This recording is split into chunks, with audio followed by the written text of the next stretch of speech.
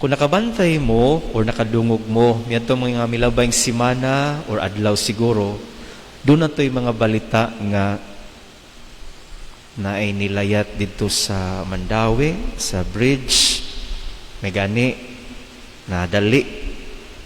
Apanagi ito yung nalayat o sa ka-eskwelahan, university, diya sa Mandawi. Estudyante in town, awa matabang. Diri po ito yung nilayat sa may building diya sa may Jones Avenue, awa matabang. Mga nagsunod-sunod ba nga mga kaso sa paglayat. In other words, paghikog. Makapangutan na ta nga nung mura malig na hug nag-normal. Nagsunod-sunod gito. Kaingon ta na unsa naman niyo I think una sa tanan nagsugod ginag mga problema. Sa dihang nakasugat og problema, naglibog unsaon pagsulbad, walay kalipay, nawadag paglaom, nawadag kahulugan. And of course, it affects their psychological disposition.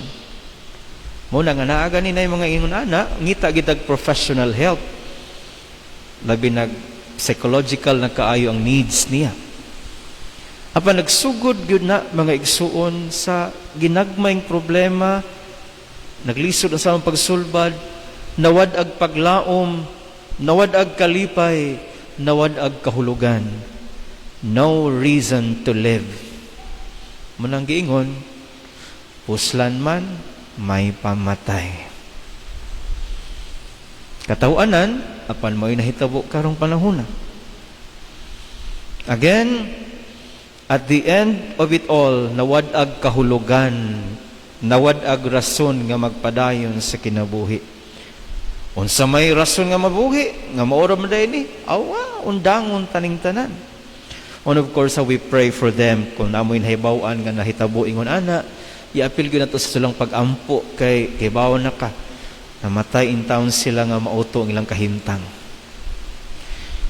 Mga igsuon, we are not immune to that disposition. Tanan na to dinhi. Kaagi o doon ay problema. Diba? Kung doon natin mga problema, doon tayo gipasan, sayon bang ikatawa? Karon maka-imagine ka aning na as Mindanao, kaning mga grabing napiktuhan, nawadag balay, nawadag mga minahal, hapit mahurot ang uban.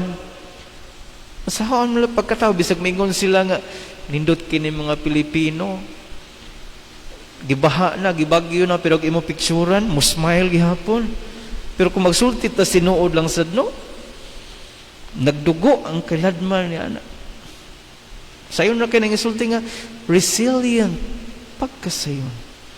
Apan if you really want to be true about it, lisod yun, mas spelling.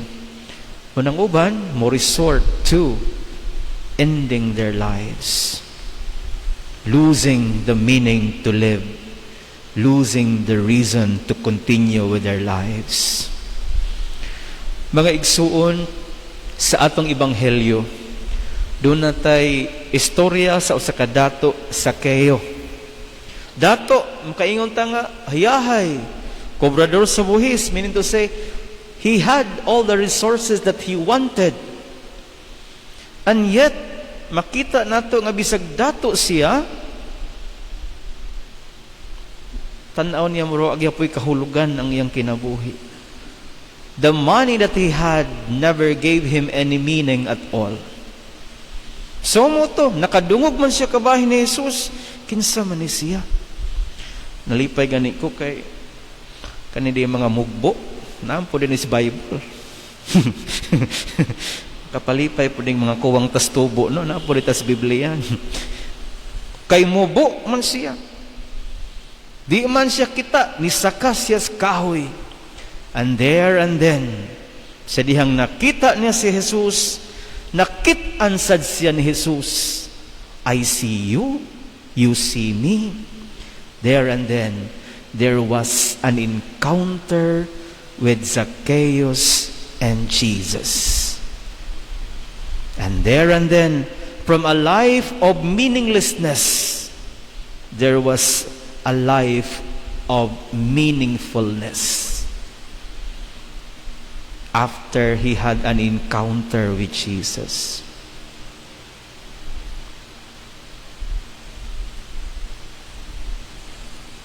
Wa man ang mga seminarista ron, ato lang sa silang libakon.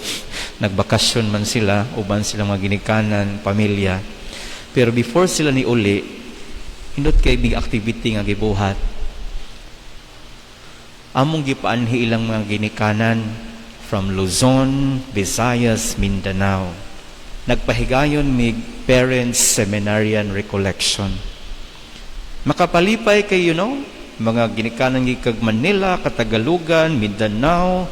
Salamat sa Dios, so pamaaptig bagyo, nakabiyahe gyud. Dire.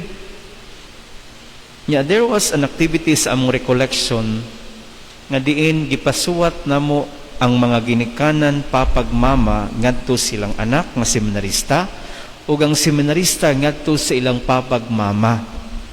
The letters are letters of appreciation. Ma, pa, salamat kaayo, salamat kaayo. And of course, the letters of apology. Sorry. Ma, pa, sorry kaayo. And of course, ang mga ginikanan po, nisuwat po, dong, sorry kaayo. After the activity, gipangutanan na mo sila sa ilahang gibati. Naday ginikanan miingon, salamat kay Father. Gimingaw gid ko sa akong anak. Salamat kay ning kalihukan, nakakita gid ko sa akong anak. Taod-taod mingwa nakakita gimingaw gid ko. Ikaduha, mingon pud to, Father, salamat kay nakanahigi kog Cebu. Taod-taod lagi kong nangandim ka Cebu, gisipon ko kay nakasakay kog eroplano. Taon sa no? Labis tanan di atay usa ka mahal miingon. Sa tibuok na kong kinabuhi, nanganak na lang ko, nangapo na lang ko. Karon pagig ko nakahilak nga naminaw sa akong anak. Ang kato iyang anak na si challenge, bugat nagipasan, labi na siyang relasyon siyang amahan. Kay nagdako man siya nga doon na siya kahadlo kay lagi isog iyang papa.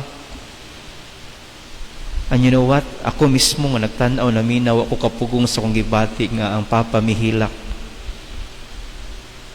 Nga nigakos sa iyang anak.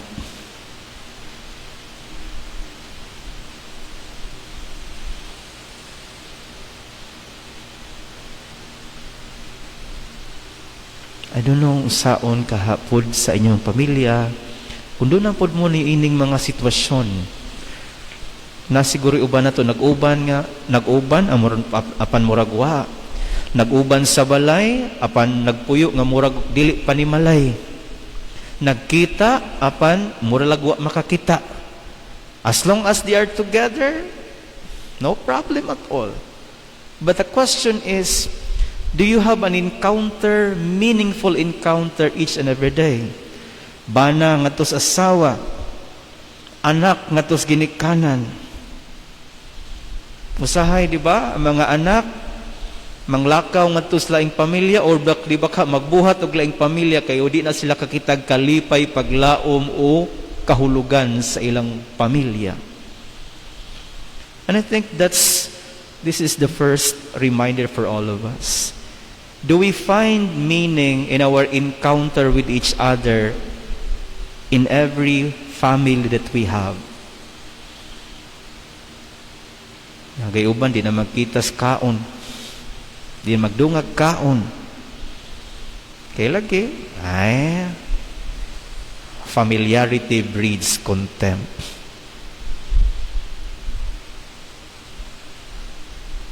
Og ang atong kahulugan, meaningful encounter di as pamilya, mao ni sinugdanan sa atong meaningful encounter with the Lord.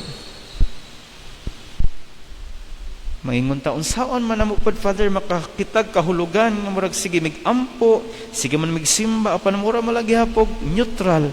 Wa may kalainan sa una ug karon. Unsa gibuhat ni Zacchaeus? Mubo siya, taas-taas lang siguro ko gamay. Apan wala na gitugutan nga ang mubo mo'y makapukan nga di siya makakita ni Jesus. Misakasyas kahoy, and then, he had this perfect gaze of Jesus. And I think mausad ni sa atong tagsa-tagsa kaginabuhi. Unsa may nakapamubo na to, unsa may nakapalubong na to, ang atuang disposisyon, ang atong mga sala, ang atong mga kakuwang sa pagsalig, pagtuo sa Dios. I think we need to also go beyond the mediocre situations or dispositions that we may have, so that like Zacchaeus, we can have a beautiful gaze of Jesus, and Jesus can have a beautiful gaze in us. And if there's a total encounter with Him, despite siguro sa mga problema nga atong gipas-an, mga kahadlok, kawas, paglaom, unsa padiha, still makakita kita kahulugan. Wa na'y makahuna-huna og dautan. Hindi ta maghikog. Hindi ta mawadag paglaom.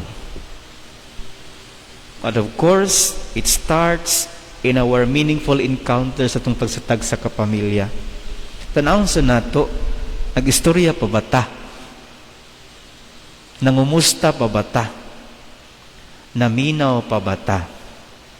Kung wa na, basin baka hagpadong na nga wa na ginilami ning pamilyaha, kay mura na malagwa. And once we are done with that, we go again with our meaningful encounter with Christ. Ako naman ang gibalik-balik din, but ganahan yung kay ko sa among kanta sa diyang seminarista pa ko. Kay mo gini naghatag na ko sa kadasig nga mo padayon despite sa mga problema ug kahadlok. Kaning kanta nga, when my life has no meaning, I've tried hard to find something that will bring peace of mind. I cried and I trembled, oh, where can there be someone to share this with me?